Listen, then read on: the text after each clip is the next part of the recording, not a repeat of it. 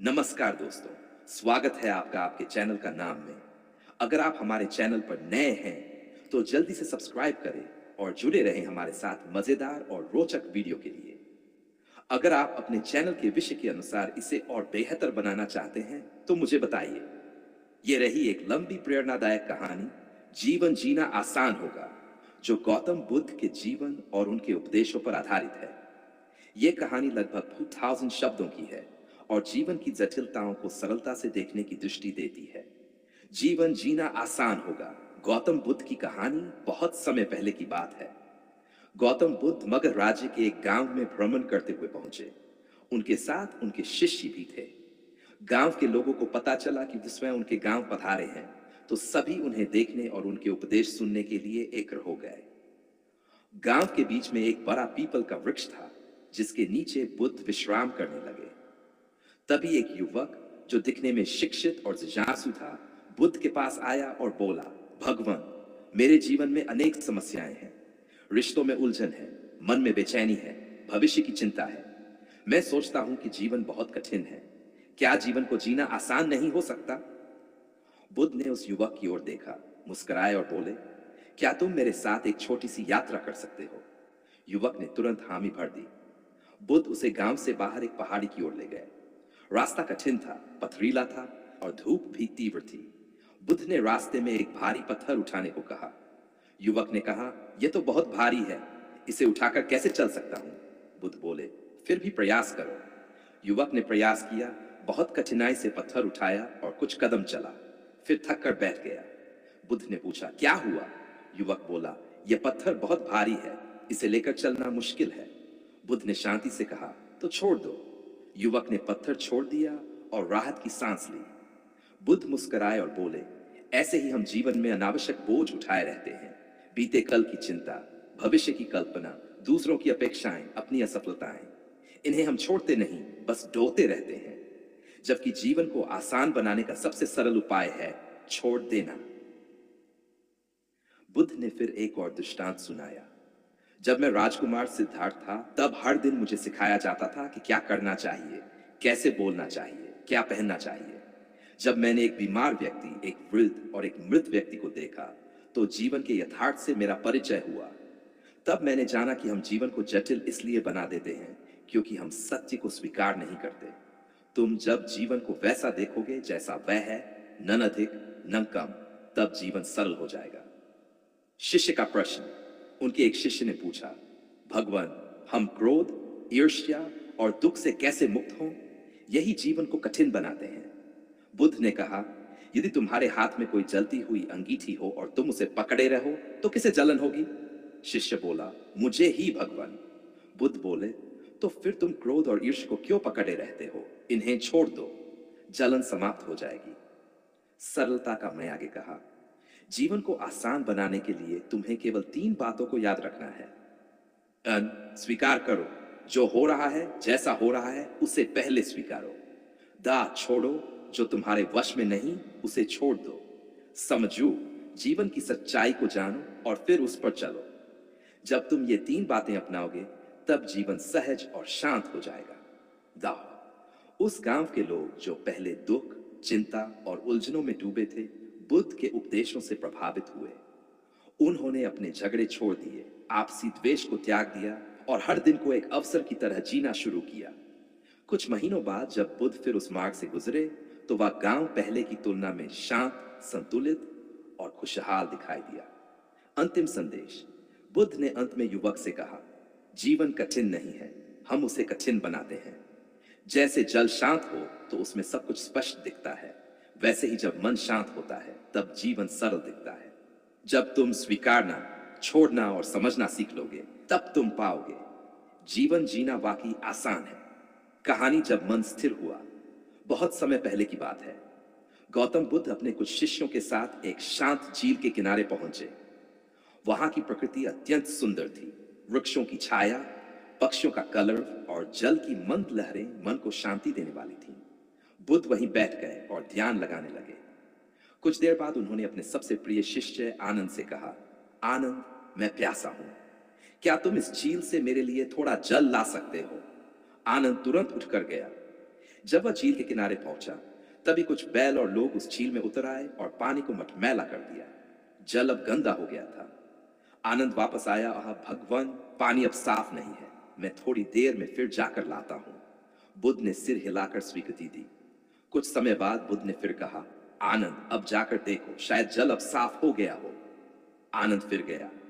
इस बार जल पहले से अधिक साफ था, लेकिन अभी भी कुछ कण तैर रहे थे। वह फिर लौट आया और कहा, भगवान, अभी भी पानी पूरी तरह साफ नहीं हुआ है।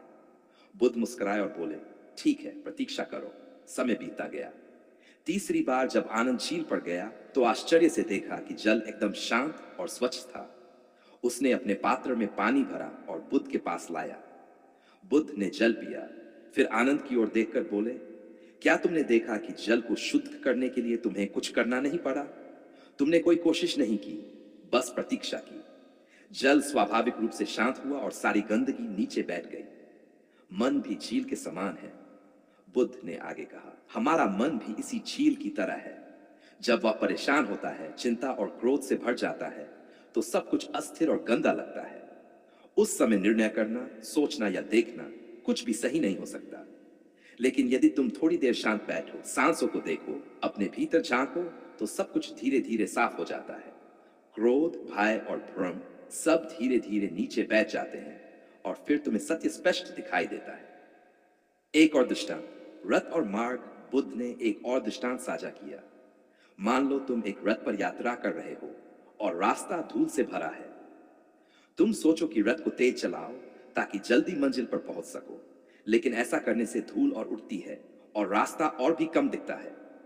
लेकिन यदि तुम थोड़ी देर के लिए रुक जाओ, रथ को धीमे चलाओ, तो धूल बैठती है और मार्ग साफ दिखने लगता है।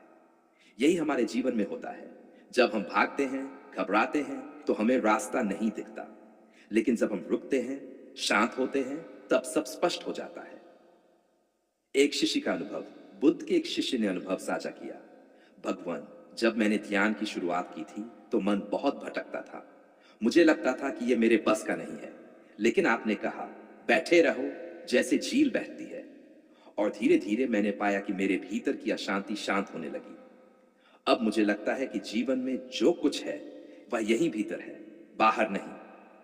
बुद्ध ने सिर हिलाया और कहा, जो बाहर दौड़ते हैं वे थक जाते हैं, जो भीतर उतरते हैं वे अवकाश पाते हैं। जब बुद्ध उस गांव से विदा हुए तो वहां के लोग जो पहले बाहरी साधनों में सुख खोजते थे, अब भीतर की शांति में जीने लगे। झील उनके लिए केवल जल का स्रोत नहीं थी, वह अब एक प्रतीक बन चुकी थी, मन की झील। बुद्ध ने जाते जाते एक अंतिम उपदेश दिया, यदि तुम जीवन में स्थिरता चाहते हो तो मन को शांत करो। यदि तुम सत्य देखना चाहते हो तो प्रतीक्षा करो, और यदि तुम आनंद पाना चाहते हो तो भीतर उतरना सीखो। जीवन बाहर नहीं है, जीवन तुम्हारे भीतर है। जब मन स्थिर होगा तभी जीवन सरल होगा। यह कथा जीवन के सबसे बड़े बंधन, मोह को समझने और उससे मुक्त होने की एक सुंदर झलक देती है। कहानी अंतिम मोह एक बार की बात है। गौतम बुद्ध अपने शिष्यों के साथ एक नगर के पास भ्रमण कर रहे थे। रास्ते में एक महिला रोती हुई बुद्ध के पास आई। उसके हाथ में एक छोटी बालिका की टूटी हुई गुड़िया थी। उसका चेहरा गम से भरा हुआ था। बुद्ध ने शांत स्वर में पूछा, क्या हुआ बहन, क्यों दुखी हो? महिला ने कहा, भगवान, ये मेरी बेटी की गुड़िया थी।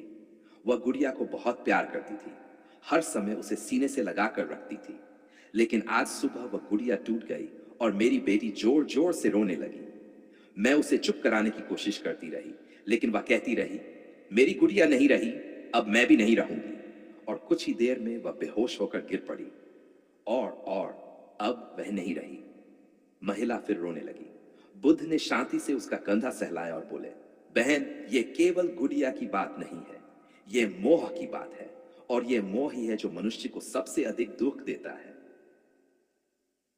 बुद्ध के प्रिय शिष्य अनिरुद्ध ने पूछा, भगवान, लेकिन क्या प्रेम करना मोह है? क्या किसी वस्तु या व्यक्ति से लगाव रखना गलत है? बुद्ध ने उत्तर दिया, प्रेम करना गलत नहीं है, लेकिन जब प्रेम स्वामित्व बन जाए, जब प्रेम अपेक्षा बन जाए, जब प्रेम बंधन बन जाए, तब वह मोह बन जाता है और मोह से ही दुख जन्म लेता है। एक दृष्टांत, टूटे हुए प्याले की कथा। बुद्ध ने अपने शिष्यों को एक दृष्टांत सुनाया। एक समय की बात है, एक साधु के पास मिट्टी का एक प्याला था। वह उसमें जल पीता था, वही उसका एकमात्र पात्र था। वह रोज उसका ध्यान रखता था जैसे वह कोई कीमती वस्तु हो। एक दिन जब वह नदी पर गया, प्याला उसके हाथ से फिसलकर पत्थरों पर गिर पड़ा और चकनाचूर हो गया। वह साधु घंटों बैठा रोता रहा। तब एक वृद्ध ऋषि ने आकर उससे पूछा, क्या तुम यह प्याला तोड़ने से पहले ही नहीं जानते थे कि यह मिट्टी का है? क्या तुम नहीं जानते थे कि एक दिन यह टूटेगा ही? साधु ने सिर झुकाया। ऋषि ने कहा, जो वस्तु नश्वर है उससे जब तुम अमर प्रेम करते हो तो वह मोह बनता है, और मोह अंततः तुम्हारा ही हृदय तोड़ता है। बुद्ध का संदेश, मोह से मुक्ति। बुद्ध ने आगे कहा, मनुष्य जीवन भर चीजों से, रिश्तों से, पहचान से जुड़ता है। यह मेरा है, वह मेरा है, मैं यह हूं। लेकिन जब वे चीजें चली जाती हैं तो मनुष्य टूट जाता है। क्यों? क्योंकि उसने जीवन की अस्थिरता को नहीं समझा। उसने सोचा कि सब कुछ स्थायी है, जबकि सत्य यह है कि कुछ भी स्थायी नहीं।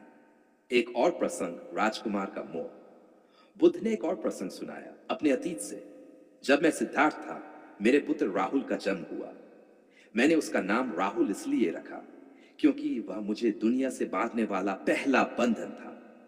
लेकिन उसी रात मैंने ये जाना कि अगर मैं मोह में डूबा रहा तो मैं कभी भी सत्य की खोज में नहीं निकल पाऊंगा। मैं उसके भविष्य के लिए अपूर्ण पिता रह सकता था, लेकिन समस्त संसार के लिए पूर्ण पथदर्शक बन सकता था। उसी रात मैं महल छोड़कर निकला। क्या यह त्याग आसान था? नहीं, लेकिन यह त्याग ही मेरी मुक्ति का मार्ग बना। महिला का अंतर्मन जागृत होता है। महिला जो अब तक चुपचाप सुन रही थी, अब शांत हो चुकी थी। उसकी आंखों में आंसू थे, लेकिन अब उनमें एक गहराई थी, समझ की गहराई। उसने कहा, भगवान, मैंने अपनी बेटी को खो दिया, लेकिन अब मैं ये जान पाई हूं कि उसे मैंने कभी पाया ही नहीं था। वह मेरे पास थी, लेकिन मेरी नहीं थी। अब मैं उसके स्मरण को प्रेम से रखूंगी, लेकिन उससे चिपककर नहीं। बुद्ध ने मुस्कुराकर कहा, यही मुक्ति है। जब प्रेम बिना अधिकार के होता है, जब लगाव बिना बंधन के होता है, तब वह पवित्र होता है। तभी मनुष्य मोह से मोक्ष की ओर बढ़ता है। अंतिम, बुद्ध ने अपने शिष्यों की ओर देखा और कहा, जब तुम किसी से जुड़ो तो ये जानकर जुड़ो कि वह नश्वर है। जब तुम किसी वस्तु को धारण करो तो ये जानकर करो कि वह एक दिन नष्ट होगी। और जब तुम जीवन को प्रेम करो तो ये जान करो कि यह क्षणिक है। यही जानना, यही समझना मोह को प्रेम में बदलता है और प्रेम को पथ में बदल देता है। यदि आप चाहें तो इस पर आधारित एक और कहानी, जैसे मृत्यु बोध, आसक्ति से आजादी या घृणा की शक्ति भी रच सकता हूं। इस कहानी का शीर्षक है कहानी मौन की शक्ति। राजगृह के उत्तर दिशा में एक छोटा सा गांव था, अरण्यवती। वहां के लोग सरल जीवन जीते थे, किंतु अज्ञान और अंधविश्वास के कारण कई बार आपसी झगड़ों में फंसे रहते थे। गांव के सबसे वृद्ध व्यक्ति धम्मसेन ने कई वर्षों तक गांव की पंचायत संभाली, लेकिन अब वह भी थक चुका था। उसी समय गौतम बुद्ध अपने शिष्यों के साथ उस ओर भ्रमण पर निकले थे। जब यह समाचार गांव में फैला तो लोगों में उत्सुकता और हलचल बढ़ गई। सभी बुद्ध को आमंत्रित करने का निश्चय करते हैं। बुद्ध का आगमन। गांव के बाहर आम्र वृक्षों की छाया में बुद्ध ने विश्राम किया। वहां उन्होंने एक छोटी सी कुटिया में निवास किया, जो कभी किसी सन्यासी का आश्रय हुआ करती थी। गांव के प्रमुख धम्मसेन उनके पास आए और नम्रता से बोले, भगवान, हमारे गांव में अशांति है। लोग छोटी छोटी बातों पर क्रोधित हो जाते हैं, एक दूसरे की बात नहीं सुनते और समझ से अधिक प्रतिक्रिया करते हैं। कृपा कर हमें मार्गदर्शन दें। बुद्ध मुस्कुराए और बोले, मैं कल प्रातः सभा में आऊंगा और केवल एक प्रश्न पूछूंगा। वह प्रश्न ही तुम्हारे उत्तर का द्वार खोलेगा। सभा और मौन। अगले दिन गांव के सभी लोग एक स्थान पर एकत्र हुए। बुद्ध शांत भाव से बैठे। उनके पास उनके प्रमुख शिष्य भी थे, आनंद, उपाली, सारिपुत और अन्य। बुद्ध ने लोगों की ओर देखा और केवल एक प्रश्न पूछा, जब कोई तुम्हें अपशब्द कहता है और तुम मौन हो जाते हो, तब क्या वह अपशब्द तुम्हारा कुछ बिगाड़ सकता है? लोग एक दूसरे की ओर देखने लगे। कुछ ने सिर हिलाया, कुछ असमंजस में थे। बुद्ध ने फिर पूछा, यदि कोई तुम्हें उपहार देना चाहे और तुम उसे स्वीकार न करो, तो वह उपहार किसके पास रहता है? एक वृद्ध बोला, उसके पास जिसने दिया। बुद्ध बोले, उसी प्रकार क्रोध, द्वेष और अपशब्द, यदि तुम उसे ग्रहण न करो तो वह कहने वाले के पास ही रहता है। अरण्यवती का बालक चित्तभानु। गांव में एक बालक था जिसकी आयु मात्र 12 वर्ष थी। वह अत्यंत चंचल और जिज्ञासु था। जब सब लोग चले गए, वह बुद्ध के पास आया और बोला, भगवान, आपने मौन रहने को इतना बड़ा बना दिया, लेकिन मैं तो बात किए बिना नहीं रह सकता। मौन तो बुजुर्गों के लिए होता है ना? बुद्ध मुस्कुराए और बोले, चित्तभानु, मौन का अर्थ यह नहीं कि जीभ बंद कर लो, बल्कि यह है कि तुम्हारा मन चुप हो जाए। मन चुप कैसे होता है? चित्तभानु ने आंखें फैलाकर पूछा। बुद्ध ने उसे पास बैठाया और बोले, आओ, मैं तुम्हें एक कथा सुनाता हूं, एक ऐसे राजकुमार की जिसने मौन से अपना साम्राज्य पाया।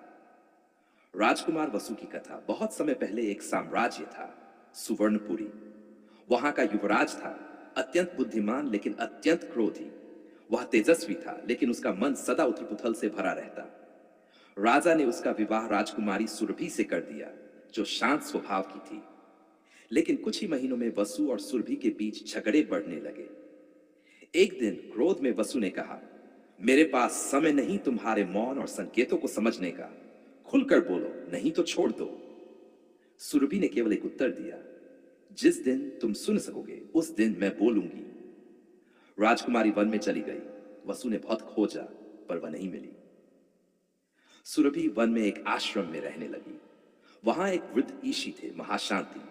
उन्होंने सुरभि से कहा, यदि तुम अपने जीवन की शांति वापस पाना चाहती हो तो मौन को अपना लो, केवल वाणी से नहीं, मन से भी।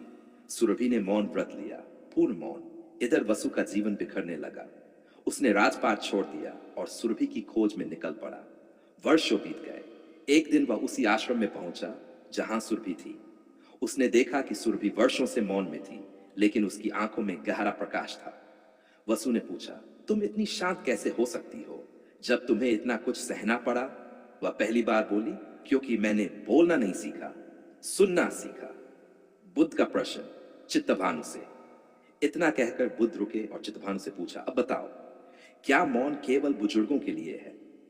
चित्तभानु ने सिर झुकाया और कहा, नहीं भगवान, यह तो योद्धाओं के लिए है, अपने भीतर के युद्ध को जीतने वाले के लिए।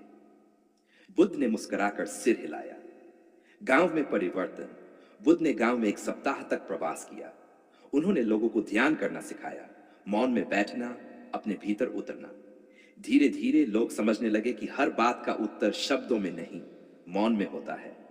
शब्द जहां समाप्त होते हैं, विवेक वहीं आरंभ होता है। बुद्ध का प्रस्थान और अंतिम वचन। प्रस्थान के दिन बुद्ध ने एक छोटा सा उपदेश दिया। शब्द संसार से जोड़ते हैं, मौन आत्मा से। शब्द समझाते हैं, मौन अनुभव कराते हैं।